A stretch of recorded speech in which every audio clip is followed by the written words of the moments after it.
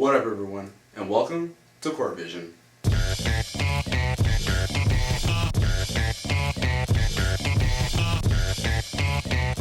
Alright, so 2015 playoffs have kicked off this weekend.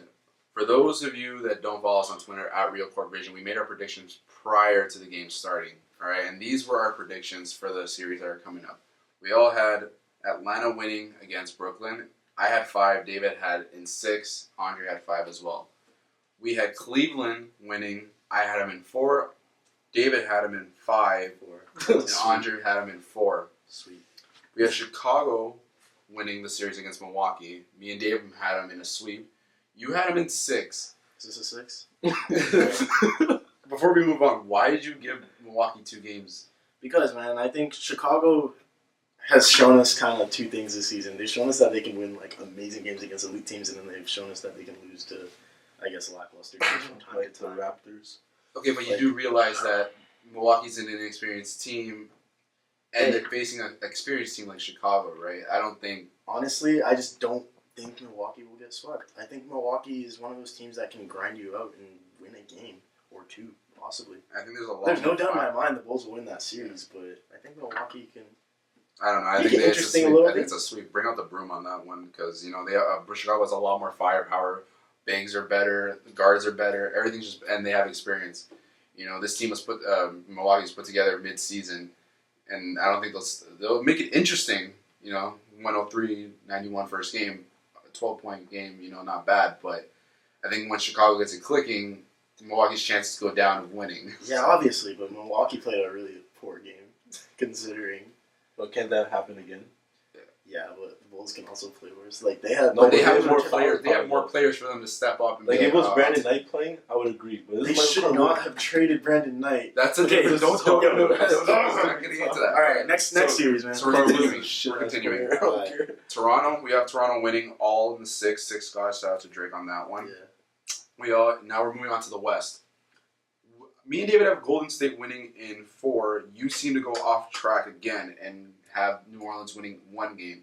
Not a big outburst, but Am I crazy? Guys at home, comment and tell me if I'm crazy for thinking New Orleans can win a game. Anthony That's Davis is one of the best basketball players on earth. no, Like- there's not a discussion about Like- that. Like he is a great player. How much He's a did he superstar. drop in game 1? 35. He dropped 20 points in the 4th quarter. Yeah, he's a Yeah, great player, but But they still lost. who's he have around him to help him? Tyree Evans went Exactly. down over the weekend. That's what scares Drew me. Holiday- He said he was going to pop his knee, man. Like, Drew Holiday isn't fully effective, and Golden State, we fully saw Golden State has that switch. You know what? They want to turn it on. All right, we'll turn it on. but for the record, I made that Golden State in 5 prediction before Tyreek Evans popped his knee.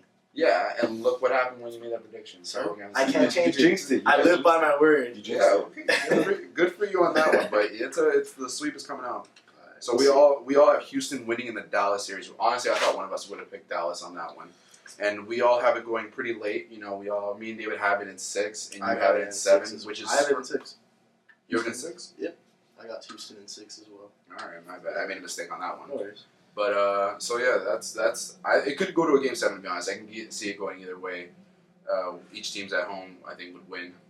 I can see it going either way. San Antonio and Clippers. Now, we all have it going to a game 7, but all of us, some of us changed, and we have winning in game 7.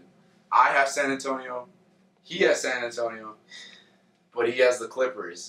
Why do you pick the Clippers over the San Antonio Spurs? Game 7 is going to be in LA, not in San Antonio. That's number 1. Number 2, Tony Parker's with the hamstring. Who's guarding Chris Paul?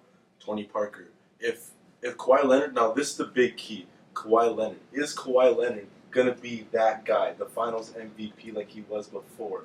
Matt Barnes is going to be guarded. Matt Barnes is trash.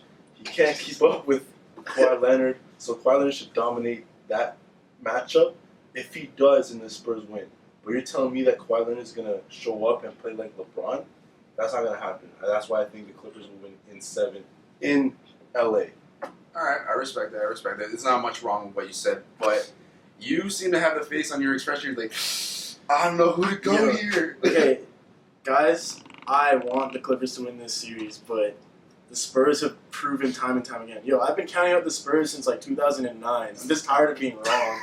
That's why I chose them to win this series in 7 games. Just to make amends for it? Yeah, basically, man. Like, every year I'm like, man, the Spurs aren't going to get past the second round, but they keep getting past. Like, they keep making. Yeah, but with home court advantage. I get it, but still, man, like, Greg Popovich doesn't care about any of that, yo. Spurs I think are Spurs. I think he the actually Spurs does. are still going to be the Spurs. I think he actually does because They did play But if the you last take game in and everything. last year's NBA, 2 years of the NBA Finals, Miami won in Miami, and then San Antonio wins in San Antonio. They need that home court advantage, in my opinion. They're a great team. Obviously, they can win on the road. That's why it's in 7 games.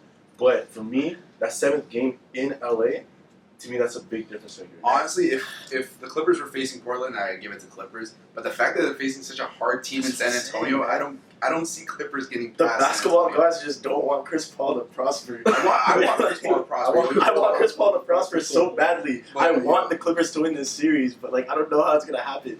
Yeah, San Antonio's too much of a freight train. You know, like they have that team is literally 1 through 15 rating at the ready. I'm not saying because of the talent, just as the injuries and Kawhi Leonard's just inconsistency right now.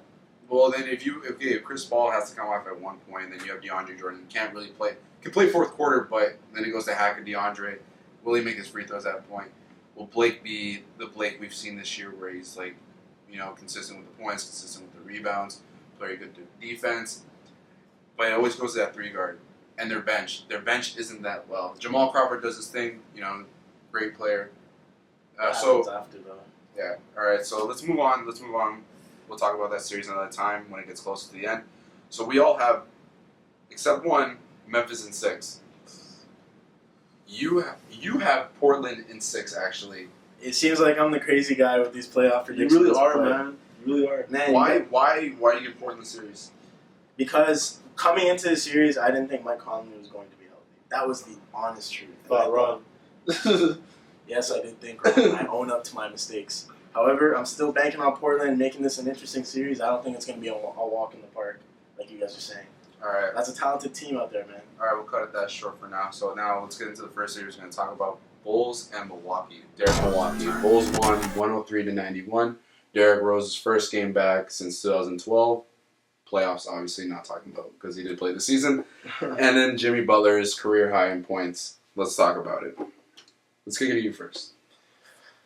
I thought Derrick Rose played amazing. Considering all the hype around the return and being there for a postseason game, first time since April of 2012, I thought he played great. He had 23 points, 7 assists, had a block, 2 steals, and he was pretty efficient from the field as well. He looked comfortable. He looked like the old D Rose. He was explosive, got to the rack, got to the line. I thought he played really well. I think that his mentality was way different. He was more free. If you saw him with the crowd waving up his hands, roaring, smiling, he was very happy. He was very free and joyful. And I think if he plays like that, he will end up with 23 points and 7 assists. I think that if he thinks about the injury, then that's when he comes back to a jump shooter, which we all know he's not good at. Yeah. Yeah, he shot 3 for 7 from 3, shot 9 for 16 from the field. That's what playoffs. But you saw old forms of Derrick Rose back in this game, where he attacked the basket, where he was triple teamed at one point going down on the left side of the court and then gave it to Mike Dunleavy, which was a difficult pass, by the way, and then he nailed down the shot. Yeah. I have here 23 points, 7 assists, 2 steals, 1 block. He had 0 rebounds, but with Pau Gasol, Joakim Noah, Taj Gibson, Nikola Mirotic, Jimmy Butler, everyone else getting in there, they're like, Derrick Rose sit out, we got this. Don't worry. And with a Chicago team like this, Derrick Rose doesn't have to do everything. They just need him to ease in and be the leader and show that I do have this poise as the point guard of this team. I think when he shows up, when he shows up to games, just playing on that court brings such a huge boost to that morale to that team. Joakim Noah gets more amped. Jimmy Butler plays well, as we all know, career high. So I think that Derrick Rose's just presence is very beneficial to the Bulls. Yeah, there's nothing like having your leader back. We all know how the Cleveland Cavaliers went when LeBron went down for 2 weeks. Took that time off with his wrist injury. Yeah. And wrist injury. Yeah. But it's nothing like having your leader back in the lineup. But Jimmy Butler, 25 points, 2 rebounds, 6 assists, 8 for 14, 1 steal, 2 turnovers. That dude is going to be a problem in this series. That's the most improved player right there. Yeah, he's putting up numbers, and the thing I like about him is his consistent play. He's always going to play defense. He's always going to play hard. He had 35. He left in 35 minutes. That's a lot of time in the playoffs. You know, even though your coach's rotation gets shorter, his minutes get extended. He's going to be an X factor. You know, I think he's going to be the X factor when it comes to that Cleveland series. I have Chicago in a sweep, I believe, in the Milwaukee series. Yeah, I think like the 35 minutes, like the 35 minutes is so huge because it wasn't just offensively with the 25 points. It was the defense too. He was getting Giannis. He was getting Michael Carter Williams if he was too big for Derrick Rose. Mm-hmm. He was getting Ilyasova. He was getting all these guys and locking them down. I think that was the biggest part. The 35 minutes is also defensively too. Yeah, honestly, I think Jimmy Butler, it's crazy that we don't mention him in the two-guard conversation more often. He's always been there, and considering Chicago's injury issues all season, still getting 50 wins, he's been the heart of that team, and he's always been a guy that Coach Tibbs can rely on to give him these good minutes when he's out on the floor. All right, so let's talk about the series everyone's going to be talking about today, which is the San Antonio Spurs taking on the Los Angeles Clippers last night, and they got beaten by 15 points, man. The Clippers won 107-92. Chris Paul played amazing. Blake Griffin played amazing. Tony Parker, Manu Ginobili, Tim Duncan, Kawhi Leonard all kind of struggled throughout the game. We have the stats right here, but I want to hear your guys' thoughts on this series and this game and what you guys think of it. I think that was our argument before when I said Clippers in 7. I think that it perfectly described it, where Kawhi Leonard has to be the key here. With 18 points and 6 rebounds, it wasn't superstar status.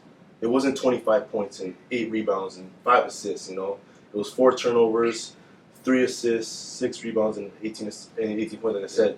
But like I strongly believe that they needed that home court advantage. They needed that win against the Pelicans in the last finale game. They needed that so they can get the home court advantage. Yeah, I agree. The crowd for the Clippers really came out strong, and Clippers came out strong. And Clippers look way more hungry with Matt Barnes trying to take down and Baines with a UFC right there. Like, yeah, trying to take him down. They showed a lot more fight. DeAndre Jordan got amped off every block he did, but Kawhi Leonard, I think he needs to get a lot more touches, a lot more shots in his system because he went 7 for 12. He only took 12 shots. You're shooting 7 for 12, over 50%. You need to take more shots. He had 4 turnovers, 4 steals, playing good defense. I think he needs to play Chris Paul a little bit better. I think he needs to get the ball more. Tony Parker only had 1 assist. I think he gets a lot more touches, and that way Tony Parker needs to get at least 10 assists. If he doesn't get 10 assists, then Kawhi Leonard does not bring up the ball and facilitate to others. That's Tony Parker's job. Honestly, I just think the Spurs weren't ready for what the Clippers did today. Absolutely. Like Blake Griffin played like old Blake Griffin. Chris Paul played like vintage Chris Paul. And Manu Ginobili went 3 for 10, 2 for 6 from 3-point range. Tim Duncan had 11-11, shot 4 for 10. Tony Parker. That was an aberration, man. I think Game 2 is going to be much more closer. Yeah, what do you think about it? Yeah. I think Game 2 will be a lot more competitive. The Clippers came out and made a statement in Game 1, but I'm expecting the Spurs to play a lot better, man. Like, these guys are the champions trying to repeat, and Greg Popovich has been there a million times before. He's going to make the adjustments. They're going to watch tape, and they're going to improve. But bottom line, if the Spurs win this series, Tony Parker is going to have to play a lot better against a guy like CP3, who came out and absolutely hooped. Him and Blake Griffin looked excellent tonight. Yeah, it was great. It was a great game to watch. Like we were all watching it together actually, and we were just amped off of everything we saw. Like Jamal Crawford did his thing, 23 minutes, 7 for 10, 3 for 4 from 3-point range. 17 points, and that's what he's meant to do. He's meant to score. He didn't have any rebounds, no assists, but that's what he's meant to do. He's brought in there to lift the bench, give guys like Chris Paul a rest, give guys like JJ Redick a rest, and let him carry it. And honestly, the Clippers showed up tonight. You saw everyone getting amped. The owner was getting amped. The crowd was. They actually had home court, like it felt like home court. And you saw throughout the season, they didn't really have that. When they faced Golden State, it was more Golden State fans in there than Clipper fans. Chris Paul and Blake Griffin called them out. Like, we need more Clipper fans. We need to show them that it's a real home court advantage. Like, these are not just fake Clipper fans. These are real Clipper fans, not just Laker fans that transferred to Clipper fans for this season. That they need to be real Clipper fans. And now, this is a huge test for San Antonio, how they're going to bounce back from this. Yeah, so, and overall, San Antonio is going to step up. We believe Clippers made a statement game tonight. Last night. And we can't wait to watch the rest of the series like everyone else, man. I still say Spurs in 7, but Clippers really made a strong statement tonight. Clippers in 7, boy. So that wraps up our episode today, guys. Thank you for watching. Be sure to like, comment, and subscribe. And be sure to tune in next episode where we're going to be talking about our first challenge that the loser or losers have to do. Thanks. Peace. Fail. Yo, was it close enough to fail?